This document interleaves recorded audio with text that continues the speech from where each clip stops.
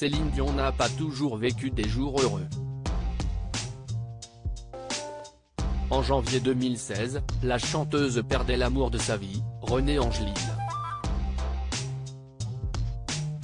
C'est le 14 janvier 2016 qu'il a rendu son dernier souffle, à 73 ans, des suites d'un cancer.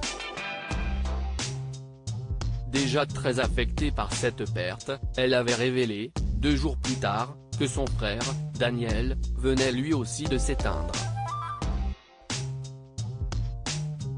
Selon les déclarations de la star internationale, il est mort après s'être battu contre un cancer. Au départ, il avait un cancer de la gorge, de la langue, puis du cerveau en phase terminale. Le 8e enfant d'une fratrie de 14 est donc mort d'un cancer, comme René Angélil, à la maison des soins palliatifs Adhémar-Dion, du nom de leur père, à Terrebonne, en grande banlieue de Montréal. Il était prêt et il ne souffre plus. Il était serein, avait confié au Journal de Montréal sa sœur Claudette Dion. La veille, elle avait fait savoir, dans le même quotidien, que c'était une question de jours ou d'heures. C'est très douloureux. Notre famille est très éprouvée. Maman est arrivée très vite à Montréal. Elle a 89 ans et elle est très forte. Toute la famille est ensemble. Nous sommes auprès de Daniel, jour et nuit.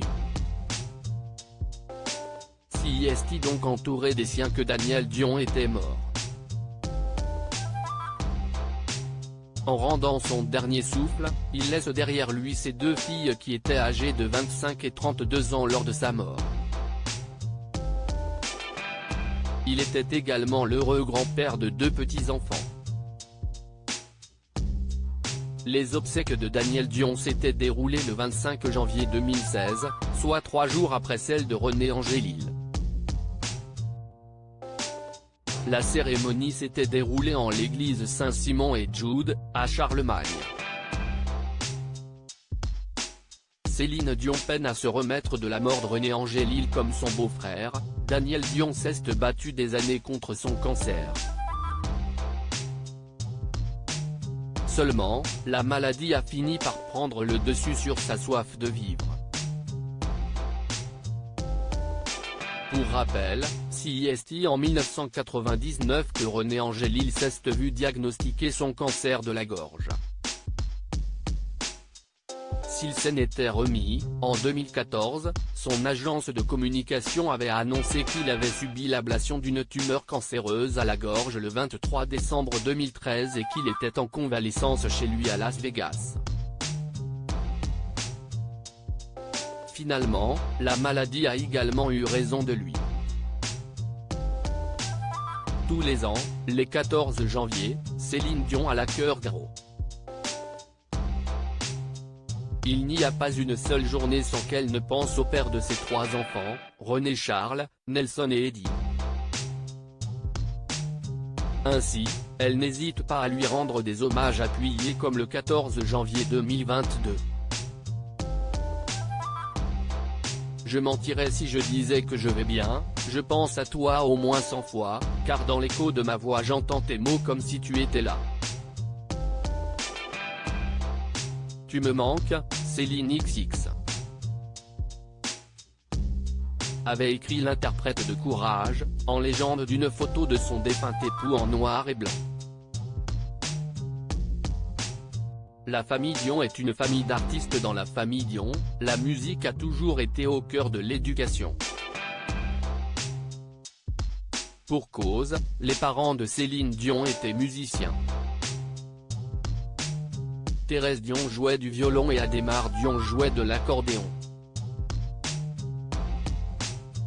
Seulement, la mère de la joyeuse tribu a toujours affirmé que Céline Dion était celle qui avait le plus de talent et de potentiel. La chanteuse parvenait toujours à se démarquer des autres, malgré qu'elle soit la petite dernière de la famille. Seulement, certains de ses frères et sœurs ont aussi talent artistique. Claudette Dion et Guylaine Dion sont également chanteuses. Claudette Dion a aussi publié un ouvrage intitulé La sœur de Linda Dion est l'auteur du livre Le facteur clé. Jacques Dion est quant à lui chef d'orchestre et musicien et Michel Dion s'occupe de la logistique des concerts titanesques de sa petite sœur, Céline Dion. C'est en 2003 que le patriarche de la famille est mort, à l'âge de 80 ans. Face à cette perte, Céline Dion avait tout de même trouvé la force pour monter sur scène et assurer le spectacle. Quelques années plus tard, le 17 janvier 2020, à 93 ans, la maman de la chanteuse est morte à son tour. Une nouvelle fois au cours d'un mois de janvier. Un mois noir pour la famille Dion. Les liens entre la fratrie Dion sont très forts malgré leur situation familiale modeste, la famille Dion s'est toujours soutenue. Les frères et sœurs croyaient les uns aux autres. D'ailleurs, c'est Thérèse Dion qui avait écrit à Céline Dion sa première chanson à l'âge de 12 ans. Elle avait été transmise par l'un des frères de la chanteuse à René Angélil, un célèbre producteur. La suite de leur histoire, tout le monde la connaît. Malgré leur grande différence d'âge, Céline Dion et René Angélil ont eu le coup de foudre l'un pour l'autre. Ils se sont mariés et ont donné naissance à 3 enfants. Ils ont réussi l'exploit de s'imposer partout dans le monde. Aujourd'hui, si Céline Dion fait parler d'elle, c'est à cause de ses problèmes de santé. En effet, la vedette doit se tenir écartée du micro à cause de spasmes musculaires sévères. Nous y revoici encore, je suis tellement désolée, attristée d'être obligée de repousser les spectacles une fois de plus, avait-elle déclaré dans une vidéo, en avril 2022. Après avoir déjà dû annuler de nombreuses dates de sa tournée mondiale, elle n'a pas eu d'autre choix que de prendre cette décision radicale. Mes médecins me suivent et je reçois des traitements, mais j'ai toujours des spasmes musculaires. La récupération prend beaucoup plus de temps que je ne le pensais et je me dois d'être en pleine forme, en pleine santé, pour que je puisse donner 100% de moi-même sur la scène, car c'est ce que vous méritez.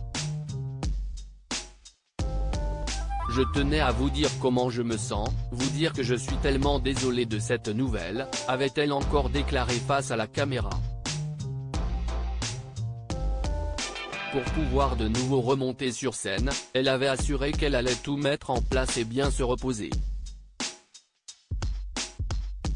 Elle promet de très vite revenir chanter et leur présenter un grand show.